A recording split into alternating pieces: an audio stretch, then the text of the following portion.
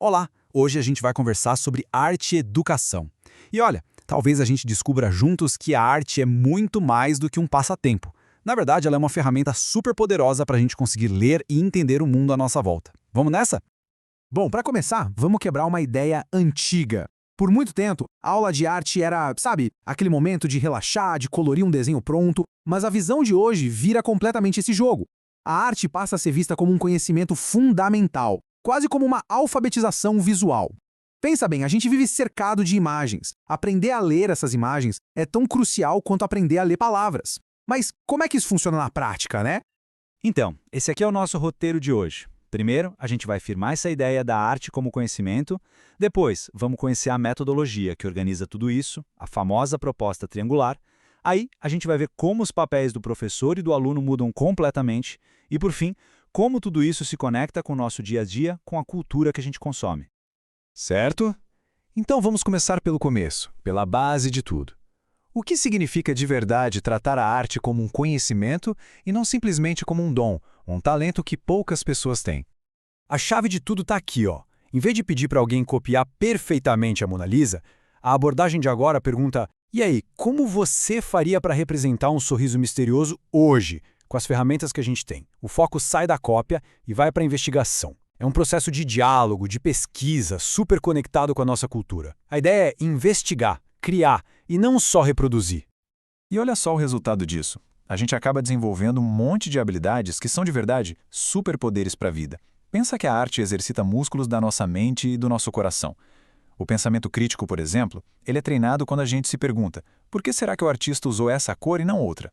Isso capacita a gente a ler o mundo e a se expressar de um jeito muito mais completo, muito mais potente. E para exercitar todos esses músculos que a gente acabou de ver, existe uma estrutura, um método que funciona muito bem. Então agora vamos conhecer a ferramenta que meio que revolucionou o ensino de arte aqui no Brasil. Queria apresentar para vocês a proposta triangular. Essa ideia genial é da educadora Ana May Barbosa, uma pessoa fundamental que mudou o jeito de pensar arte e educação no país. Ela sacou que o aprendizado em arte precisava ser completo, sabe? Integrando diferentes ações num todo que fizesse sentido. E a proposta se apoia nesses três pilares: o fazer, o ler e o conectar. A genialidade está em entender que eles não se separam. Se faltar um, a coisa toda fica bamba. Fazer arte sem refletir sobre ela é só uma técnica vazia. Refletir sem entender o contexto histórico é uma análise superficial. Imagina só uma aula sobre grafite. O pessoal produz seus próprios stencils, que é o fazer, depois apreciam obras de artistas de rua, que é o ler, e por fim discutem o papel do grafite na cidade, que é o conectar. Viu como uma coisa amarra a outra? O que eu acho mais fascinante nisso é como essa abordagem conecta a mão, o olho e a mente. Na produção, a gente experimenta, a gente põe a mão na massa, descobre o que cada material é capaz de fazer. Na apreciação, a gente treina o nosso olhar, aprende ali uma foto, entendendo a luz, o enquadramento, a intenção por trás. E na contextualização, a gente finalmente entende que nenhuma obra de arte nasce do nada. Ela é sempre resultado de uma época, de um lugar, de uma sociedade. Ok. Se a metodologia muda tanto assim, é claro que o papel das pessoas envolvidas nesse processo também tem que mudar, né? Os papéis tradicionais de professor e de aluno, eles precisam ser totalmente reinventados. E isso nos leva a uma pergunta essencial. Sabe aquela ideia de que, fulano nasceu com um dom para desenhar? Acho que muita gente cresceu ouvindo isso, né? Como se a criatividade fosse uma coisa mágica, que só alguns escolhidos têm. Então, a visão contemporânea da arte vem para libertar a gente desse mito. Criatividade, na verdade, é que nem um músculo. Quanto mais a gente exercita com desafios, com exploração, fazendo escolhas, mais forte ela fica. Não é um dom, é um processo que pode ser aprendido, principalmente quando a gente tem liberdade orientada, ou seja, espaço para criar, mas com uma intenção, com uma mediação. E é exatamente aqui que o papel do professor se transforma. De um lado, a gente tem aquela figura tradicional, o dono do saber, que passa a técnica. Do outro, o professor mediador. Esse não dá a resposta pronta. Ele senta junto, provoca com boas perguntas, tipo: o que vocês sentiram ao usar essa cor? Ele guia a descoberta. É um papel muito mais desafiador, mas com certeza infinitamente mais rico. E o aluno, o papel dele também muda. Aquela resposta, gostei ou não gostei, já não basta. É como provar um prato novo.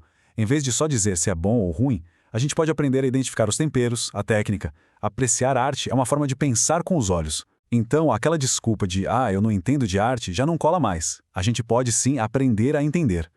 Certo. Mas se o que importa é o processo, o caminho, e não só o resultado final, como é que a gente avalia o aprendizado? E quais são as ferramentas usadas nisso?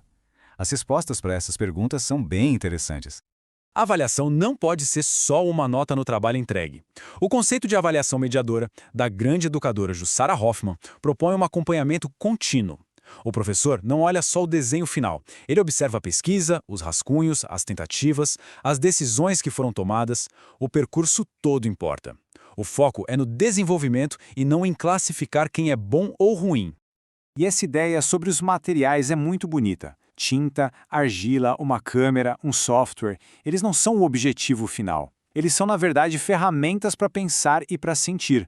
A argila, por exemplo, nos conecta com o tato de um jeito que um programa de computador não consegue. Cada material abre uma porta diferente para o conhecimento, para a expressão. A variedade aqui é a chave da riqueza.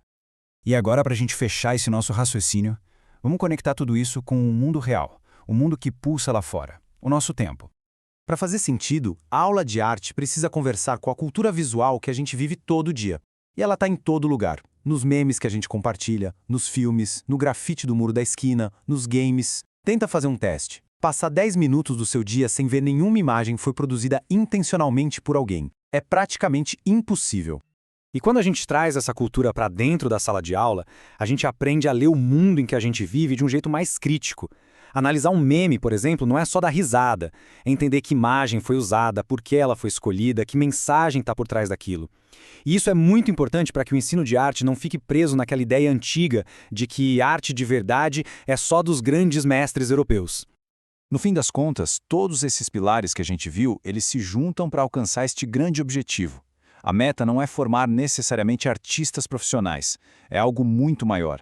É formar cidadãos mais criativos, pessoas que sejam capazes de ler as imagens do mundo de forma crítica e de participar da cultura de forma ativa, e não só como consumidores passivos. Isso tudo nos deixa com essa reflexão final. Nesse mundo lotado de imagens, o que é que elas estão de fato nos ensinando? A arte-educação, pensada desse jeito, nos dá as ferramentas não só para engolir essas mensagens, mas para questionar, para refletir e para criar as nossas próprias. E é aí que mora um poder imenso.